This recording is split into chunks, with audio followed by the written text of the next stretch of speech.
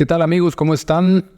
Aquí hoy trayéndoles este videito para responderles algunas preguntas que me llegaron sobre el tema de noviazgos que están teniendo relaciones sexuales.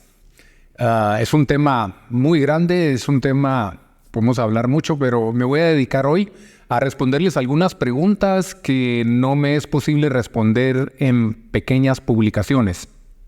Es un tema que hemos hablado 3 días seguidos, ahorita en el mes de junio, 27, 28 y 29 de junio de este año, y quise hacer este pequeño videito para responderles algunas preguntas. Así es que entrando en el tema, primero quiero explicarles, quiero aclararles, mejor dicho, que los consejos que les estoy dando y los 3 puntos o las 3 cosas que yo considero que deben de hacer en un noviazgo que quiere agradar a Dios no son el único método, no son el mejor método. Sencillamente es el método que a mí me ha funcionado con la gente a la que yo he podido guiar, a los que he podido aconsejar. Y a veces me preguntan si es totalmente bíblico, ¿verdad? Y quiero decirles que pues es bíblico en el punto de confesar, porque el libro de Santiago dice que nosotros debemos de confesarnos nuestros pecados, nuestras faltas unos a otros para poder ser sanados. Pero realmente es un método basado en la experiencia. Y todos son libres de escoger si lo quieren hacer o no lo quieren hacer. Yo sencillamente les doy mi consejo porque creo que esto funciona. Así es que voy a entrar a las preguntas que me mandaron. Hay algunas muy buenas y que creo que pueden aplicarse a muchos de ustedes. Así es que les voy a leer las preguntas y casos que me han mandado para aprovechar el tiempo. Dice, por ejemplo, hola Ricky, buenas tardes. Respecto a su último post con mi novio, estamos en un proceso de confesión, pero por otros temas. Respecto a temas individuales y de pareja, o sea que tienen otras cosas que están tratando. Ahora, de poco a poco nos estamos poniendo de acuerdo para confesarnos el uno al otro y a Dios. Ahora, en nuestro caso, dice, no tuvimos sexo como se suele entender el término. Y aquí hay algo que les quiero explicar. Dice, pero sí tuvimos relaciones sexuales en términos de caricias y de toques que no deberían de estar en una etapa de noviazgo. Esto es un tema que nos angustia mucho y lo ponemos en oración. Estamos aprendiendo cómo evitarlo y ambos estamos dispuestos a tratarnos en terapia psicológica. Nos dimos cuenta de que estas conductas desordenadas entre nosotros se presentaron por falta de límites, obviamente, pero más que nada se volvieron adictivas por temas que cada uno de forma individual debe tratar en terapia. Por ejemplo, la masturbación y la pornografía. Me imagino que ambos tienen problema en esa área. Ahora, respecto a confesar ante nuestros papás, quería saber si realmente es necesario, ya que yo a ellos no los veo como referentes espirituales por cómo ellos tienen su relación y cómo es su conducta conmigo. No les tengo confianza para hablarles mis temas personales. La actitud de ambos respecto a otros temas que yo les he comentado es indiferente. Y realmente, la verdad no quiero hablarles a ellos porque creo que me va a hacer más daño a mí y a mi relación de pareja. Y respecto a mi pastor, es una persona amable, pero no está muy presente y realmente no lo veo como mi referente espiritual. Mis referentes espirituales son más personas como usted y menciona a algunas otras personas que sigue en las redes sociales, que creo que son buenos líderes que realmente están aportando a mí, a mi pareja y a fijarnos a Jesús como modelo. Bueno, esta es una chica la que me escribió. Le voy a ir respondiendo y les voy a ir enseñando esto. Por ejemplo, estamos confesándonos el uno al otro y a Dios. Este método, queridos amigos, funciona parcialmente, pero está comprobado que cuando nosotros le confesamos a alguien más, si ustedes están pecando entre ustedes y solo se están confesando entre ustedes, realmente no están avanzando y no están solucionando nada y van a continuar con el asunto. El asunto de confesar a alguien más, como lo dice Santiago, tiene que ver con el hecho de la humildad, de la humillación, ¿verdad? De la vergüenza que necesitamos pasar para que nuestro ser interior entienda que nosotros necesitamos hacer un cambio con nuestra vida, ¿verdad? Dice, en nuestro caso no tuvimos sexo, como se suele entender el término, pero sí tuvimos relaciones sexuales en términos de caricias y toques. Y este es un punto muy importante con todas las parejas de novios, porque recibo constantemente esta terminología y la manera como lo definen, ¿verdad? Lo tengo aquí apuntado en otro. Les voy a leer de una vez otro caso con respecto a eso. No tuvimos sexo como se suele definir, pero sí tuvimos relaciones sexuales, porque hay gente que me escribe, novios que me escriben, mire, nosotros nunca tuvimos relaciones sexuales coitales. Tuvimos caricias sexuales, tuvimos sexo oral, por ejemplo, pero nunca tuvimos sexo como tal. Hay una muchacha que me pone, nosotros nunca hemos llegado a tener relaciones sexuales como tal, pero sí nuestros besos han ido muchos más allá y la manera como nos tocamos también. Hemos podido parar el asunto, pero con esto también se aplican los mismos pasos que usted recomienda. Y bueno, lo que quiero explicarles aquí es, sexo, queridos novios, es cualquier contacto que ustedes tengan con sus órganos sexuales, cualquier caricia que ustedes tengan, que va más allá de agarrarse una mano, abrazarse, y ustedes mismos pueden saber y definir. La verdad es que yo creo que todos ustedes saben cuándo se están pasando de lo permitido, de lo adecuado, de lo agradable a Dios, porque hay algo adentro que se los dice. Entonces, no estemos como catalogando ciertas cosas como sexo y ciertas cosas como no sexo, ¿verdad? Todo lo que a ustedes no los haga sentir cómodos, contentos, conectados con Dios y algo que no le puedan comentar a todo el mundo, tiene que ver con una relación sexual, tiene que ver con sexo, ¿verdad? Entonces dice también, estamos aprendiendo cómo evitarlo y ambos estamos tratando esto con terapia psicológica o queremos tratarnos con terapia psicológica. No sé si el asunto es tu adicción a la pornografía y la masturbación, que está magnífico que tengan, pero los pasos son sencillos y los pasos funcionan. Ahora dice, con respecto a confesar a nuestros papás, es un punto importante que les diga, no es obligatorio, como ninguno de estos pasos son obligatorios, ¿verdad? Yo solo les repito que yo he visto que esto funciona. Entonces, yo entiendo que muchos no tienen una buena relación con sus papás, muchos no tienen la confianza con sus papás y para muchos confesarle a sus papás va a ser el acabose de sus vidas personales y de su relación. No es obligatoriamente. Sí es un paso extraordinariamente liberador y por ese honor y por esa honra que se le da a los papás al decirles que fallamos, Dios también lo honra, pero no es obligatorio, ¿verdad? Lo que sí es necesario es que se lo confiesen a alguien, que vayan, que se lo confiesen a alguien. No lo estén confesando solo entre ustedes mismos, ¿verdad? Respecto al pastor, dice, es una persona amable, pero no está presente realmente. Y yo creo que de lo que se trata, queridos amigos, es que ustedes busquen con quién confesar, busquen a quién contarle, busquen con quién avergonzar el pecado en sus vidas, avergonzar esa manera de fallarle a Dios en sus vidas. ¿Ok? Creo que eso es lo que puedo decirle a esta querida amiga. Aquí hay otra pregunta buena de una mujer que es divorciada y de una adulta, una soltera adulta. Van más o menos de la mano, porque creo que en este segmento también tenemos enseñanza que darle a ustedes. Dice una de ustedes, excelente tema el que está abordando. ¿Y qué pasa cuando ya somos adultos? Es un tema que es esencial conversarlo para nosotros, adultos. En mi caso, dice, yo soy novia de un caballero divorciado.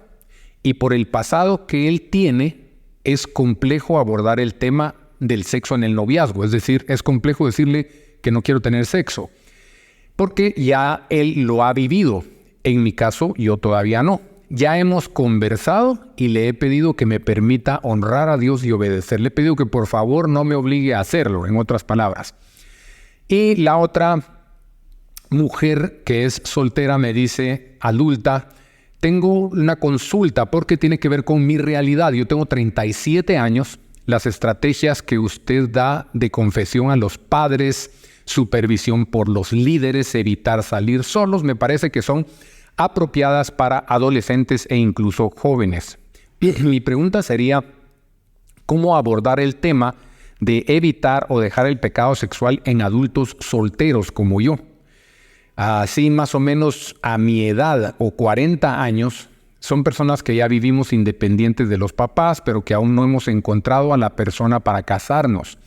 Las fórmulas que usted menciona creo que son más para menores de edad, para jovencitos. Cuando uno es mayor, siente otro tipo de lucha, otras frustraciones y otro tipo de tentación. Entonces, también la forma de abordarlo podría ser más de acuerdo a la edad, ¿no cree? Y a los conflictos emocionales, sociales y físicos propios de cada uno. Si usted tuviera un aporte en cuanto a ello, se lo voy a agradecer. Bien, entrémosle a la primera pregunta. Yo soy novia de un divorciado y el tema es difícil porque él ya tuvo sexo, ¿verdad? Entonces, mi respuesta siempre es la misma, creo que ya se los he dicho anteriormente, y es: no hay estándares, no hay reglas y normas que sean diferentes para un soltero que nunca se ha casado o para un soltero que es divorciado, ¿verdad? Así es que el estándar es el mismo, las reglas son las mismas, de parte de Dios el mandamiento es el mismo, así es que no es complicado, sencillamente es de definir que quiere agradar a Dios. Una anotación con este caso es que ayer me escribí con ella y le dije que sencillamente ella tenía que dejarle bien claro que ella no lo iba a hacer porque ella quería agradar a Dios y que si él estaba de acuerdo continuaban.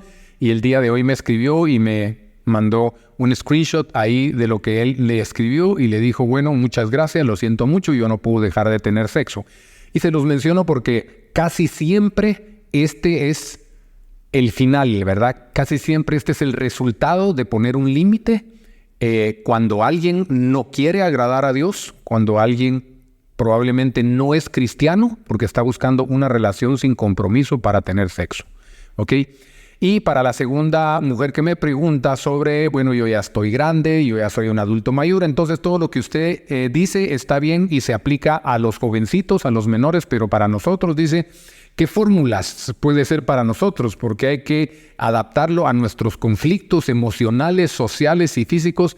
Queridos amigos, esto es querernos engañar. Esto es querernos engañar realmente, porque los adultos solteros no deben y no pueden tener diferentes reglas que un joven soltero en lo que respecta al cuidado sexual, a la pureza, a la castidad que deben de mantener delante de Dios. No hay reglas diferentes. Ustedes tienen las mismas luchas que los jovencitos, y podríamos decir que un jovencito tiene más luchas que ustedes todavía, porque tiene muchas hormonas empezando a florecer adentro de ellos, y también su capacidad de raciocinio todavía no es igual que un adulto soltero. Así es que yo considero que son los mismos consejos para ambos. No le doy diferente consejo a un hombre de 40 años que me venga a preguntar sobre el asunto y a una jovencita de 20 o 22 años que me venga a preguntar sobre el asunto. Al final de cuentas se trata de que cada quien haga lo que cree que debe de hacer para realmente agradar a Dios. Ok, ese es el final. Otra pregunta, y tengo un par nada más para no hacer este video tan largo. ¿Podrías explicar bien el punto? Esto me lo mandó a preguntar una psicóloga y me dice, ¿podría explicar bien el punto de separarse por 3 meses? Me pone así. ¿Se refiere a que terminen la relación y se alejen? ¿Es realmente necesario? Hay relaciones de propósito, dice, que cayeron en pecado y simplemente poniendo los límites pertinentes se recuperan sin tener que terminar la relación. Bueno, yo le puedo decir que hay casos de casos, ¿verdad? Entonces, hay gente que sí, hay gente que solo se lo propone y dice no y ya no lo vamos a hacer y no lo vuelven a hacer.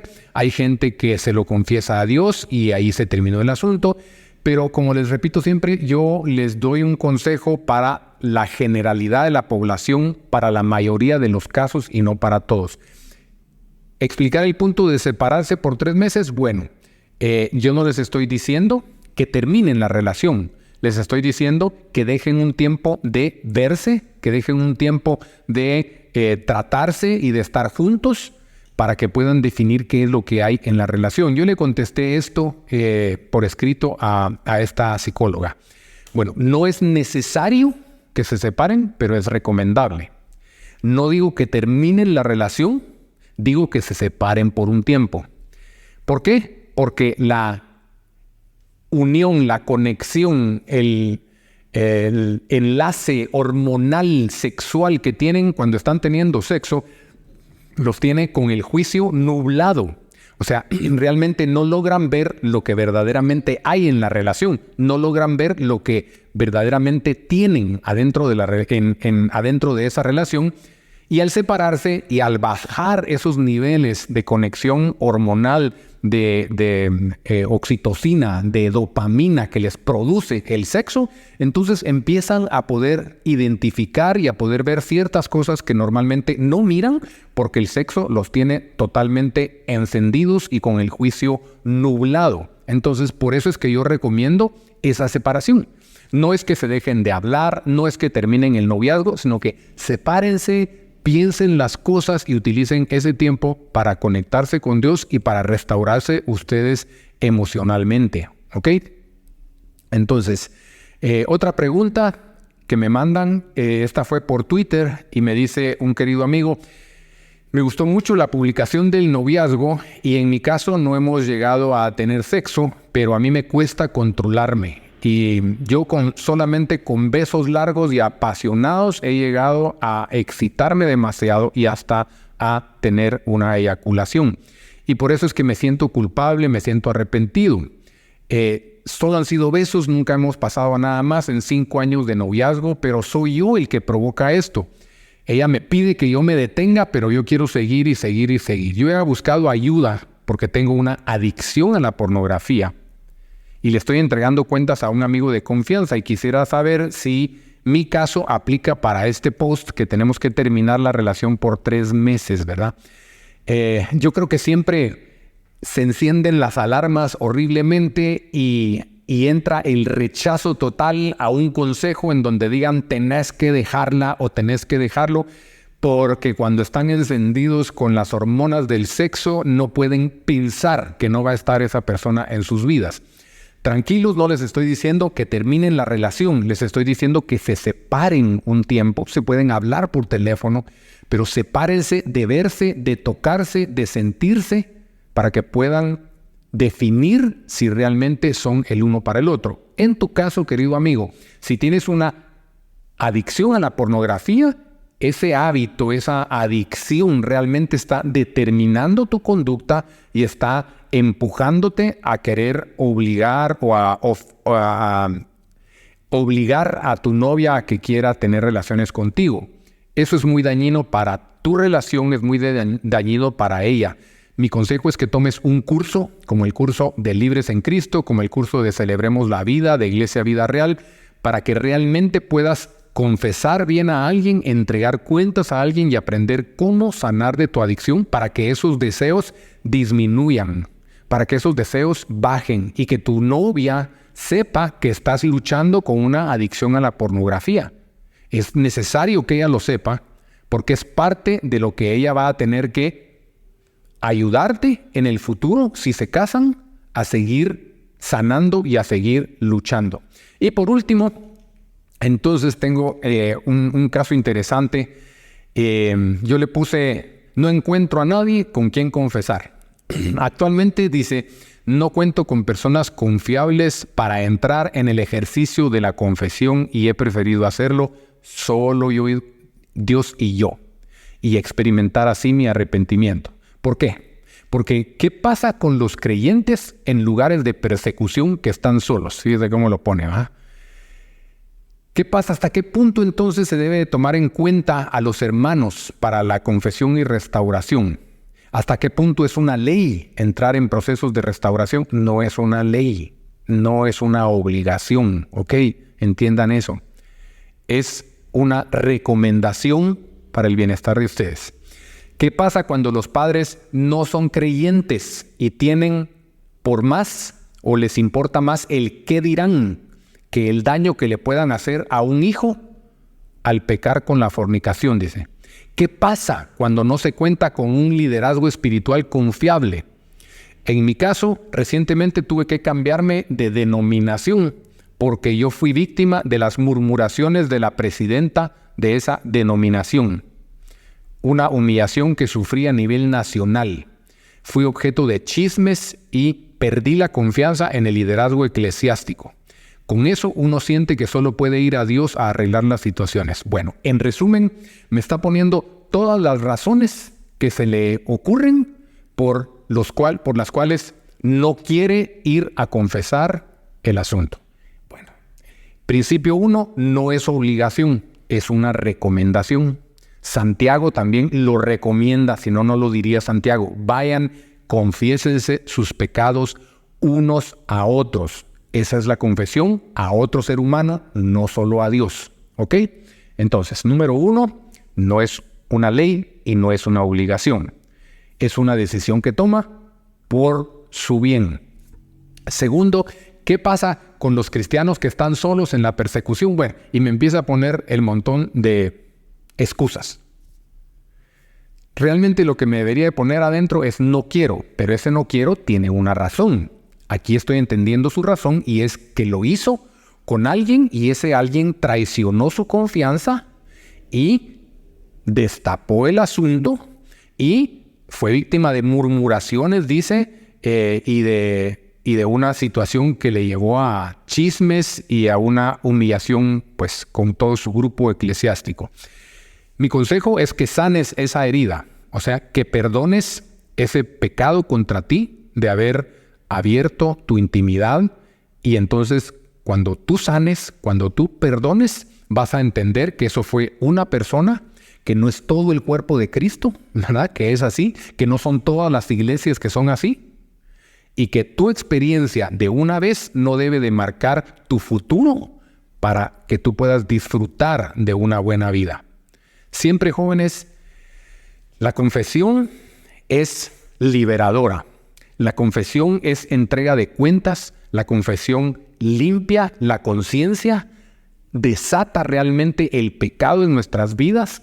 Yo lo pude experimentar personalmente y lo sigo experimentando en el día a día de mi vida porque yo sigo experimentando confesión, yo sigo entregando cuentas y eso me mantiene de una manera más limpia delante de Dios y delante de los hombres. Así es que espero que esta serie les haya sido de edificación. Es una serie para cristianos porque creo que solo un cristiano me va a entender esos puntos que hay que vivir. Y de nuevo les digo, no es una obligación, no es una ley, no es el mejor método, no es el único método, sencillamente es el método que el Dr. Ricky Marroquín ha probado por 30 años, le ha funcionado a él y a todas las parejas que ha tenido la oportunidad de guiar. Así es que con esto me despido de ustedes, les agradezco su atención y que Dios los bendiga. Hasta la próxima.